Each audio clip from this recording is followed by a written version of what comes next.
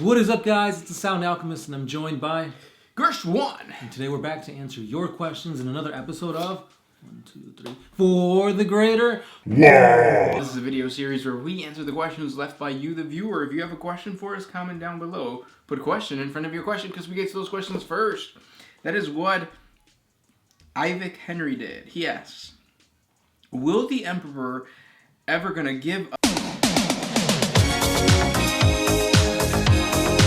Ever gonna let you down? Ever gonna run around and desert me? And then he goes on. So I wonder, will the Emperor ever just give up on humanity? I mean, he's been fighting for humanity forever, since the beginning of Dawn.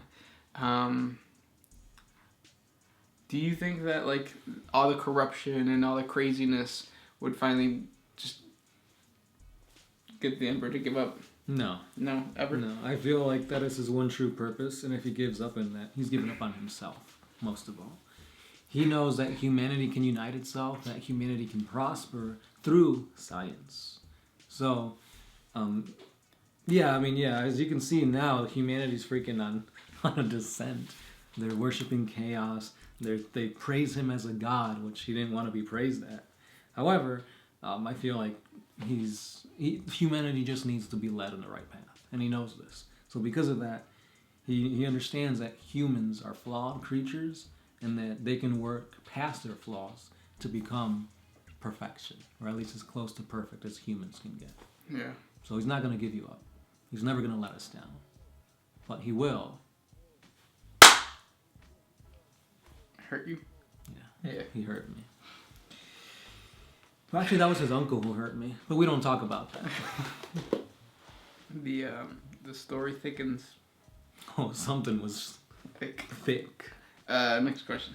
This one is by Tyler Castillo. That means castle in Spanish.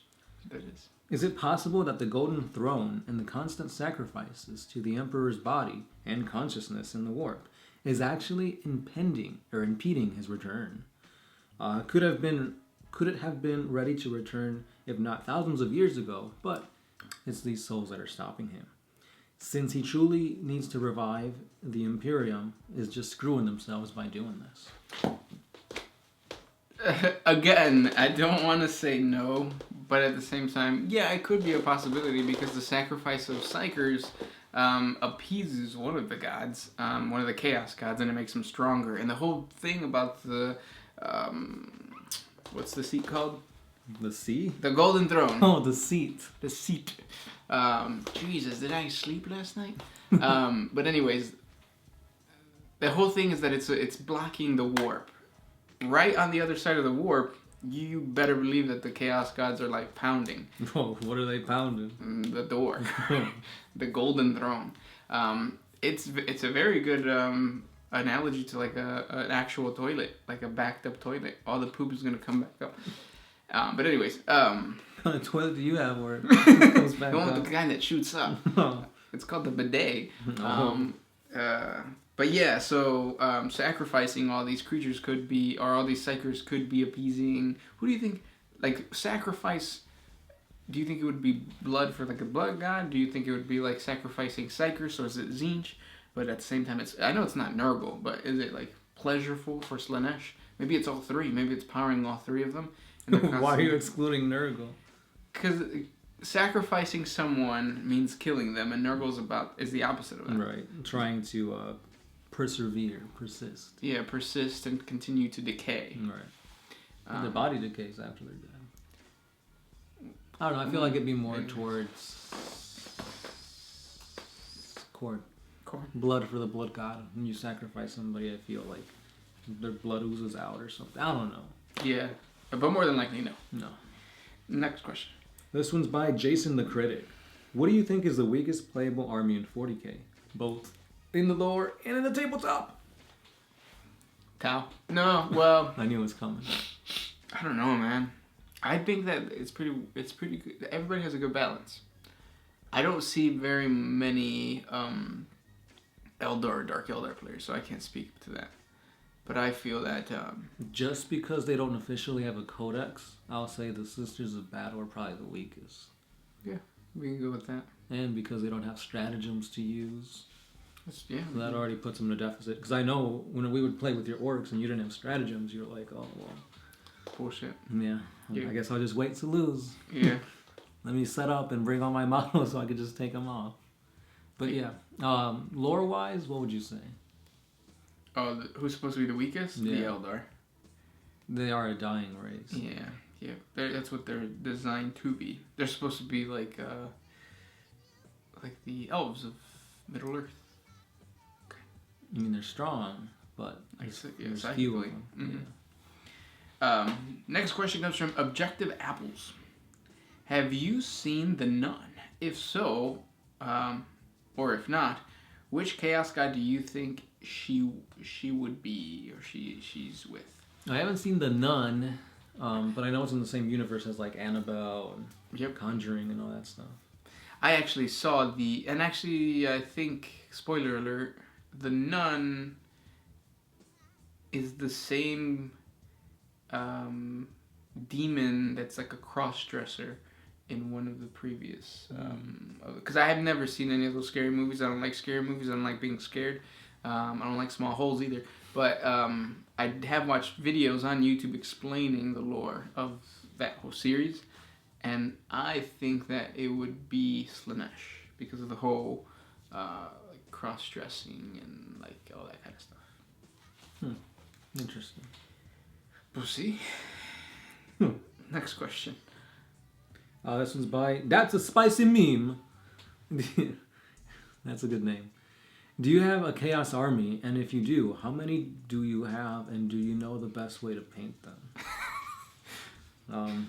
Chaos Space Marines are some of the worst looking models, I believe. I'll say it, yeah. they have one of the worst looking models. Paint wise, too many bits. It makes the model look kind of weird. You have to keep a very,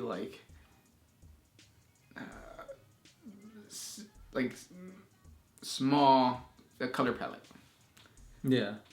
I feel like if you go too overboard with this tooth is this color, this tooth is that color, he's got a green tentacle over here, he's got bat wings over there.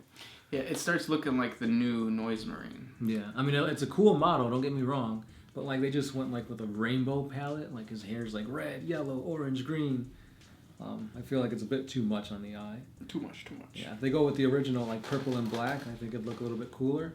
But I guess that was the point. Noise Marine, with huge hair bands in the 80s, and draw your attention, and it did. Mm-hmm. But I do have a Chaos Army. Check out our... we have a playlist. Army Showcase playlist. Yep. Yeah. I don't have a Chaos Army, but I want to create a Chaos Army. I have a friend who is talking about selling his Primaris, and I might buy it and convert the Primaris into Primaris Chaos dedicated to Tzeentch. Probably in the next 20 to 50 years. Next question comes from Adrian Sutherland Shuttle. Can you guys please put these videos into a playlist for us? Cheers from Australia. Yeah, we got it. It's there. And awesome. Australia, you're going through spring or summer, something like that? We're in winter right now. Winter is here. Yeah. Next question. This one is by Michael Howell. Do you guys think that the Chaos Gods were actually simple demons before ascending to godhood? No. So the story of the Chaos Gods is that they were basically just formed. Think of a whirlpool. It was like a whirlpool of emotions, and then they just manifested into Slaanesh, Khorne. So they never were anything before that. Right. But emotions. Daniel Trujillo. At what time did you guys decide to paint your own miniatures? And which brand of paints did you use? Love the show. Best regards. Thank you. Originally, when we first started playing 40K, back in 5th edition, that's when we painted our own stuff. Well, that's when I painted my own stuff. After 5th edition, I sold my Tau army, and then when we got back to playing 40K, I just didn't have the time or the patience to cut the models off the sprue, glue them together, base them, paint them, make it paintable in like a style that I liked, and I just decided it'd be easier just to have them commissioned. And they look nice. They look really nice. Your Grey Knight army was amazing. Yeah. Even your tower right now, the white, I can't do the white. White's, I heard, is really hard to paint. Yeah, it's annoying. Because you got to do like multiple shades, and if you mess up, it's really time consuming. Yeah. When we started playing, I painted all my miniatures right away. So like when we were kids, but I used to use acrylic from like Walmart, and it works. It just rubs off after a while, and now I use tester paints. I wouldn't recommend tester paints as like if you're gonna go buy them, because I steal. But GW paints are just as good. That's one of my tester paints. But no, I remember back in the day, I think I also used Walmart paints. And yeah, they would chip off, but I mean... Certain colors held on way better. Like yellow for tester paints and yellow for the 40K line are horrible. Like they don't stick. But you go with some acrylic, yeah, it sticks right away. It's weird. Did you ever use like a base spray, or you just like painted them? I didn't start basing my models until like later on, but yeah, I just go to Walmart, get the cheap like watery primer. And you want to do that, number one, because it's cheap. It's only like 98 cents. But also because the paint is so watered down, when you spray it, you're not supposed to cover the entire model. You're just supposed to kind of like get a coat over it. The wateriness kind of like pulls back. It's like diluting your own paint. Yeah. In that way, you're not like making it super thick, and you won't be able to see all the details and whatnot. Yeah. Last question. I have one from Michael Howell. How long before the Battle of the Vengeful Spirit did Sanguinius know that Horus was going to kill him? Was it hours, days, months, or even years beforehand? I don't remember exactly, because it's been a while since I've read the book. But he knew about it, and he knew that was kind of his destiny. So many of the Primarchs are prognosticators, right? Yeah, they see prophecies and whatnot. Yeah. Freaking Kurz, that's what his whole shtick was about. Yeah. I think his story is one of the most badass stories of all of the Primarchs. You think he's still alive? Yeah, he's still alive. Yeah, I think he's still alive. But the idea that he's like, I want you to kill me so that I can send the message. Prove and then the point. Yeah, and then last minute he's like, nope, skip. And he cuts the dude's head off. I bet that's what happened. But yeah. Those were the questions for today. If you guys have more questions for us, comment down below. Don't forget we have a Patreon, we have a Instagram, we have a Facebook. So check us out on all those. Yeah. Sound Alchemist? You're Schwan. We are out. Always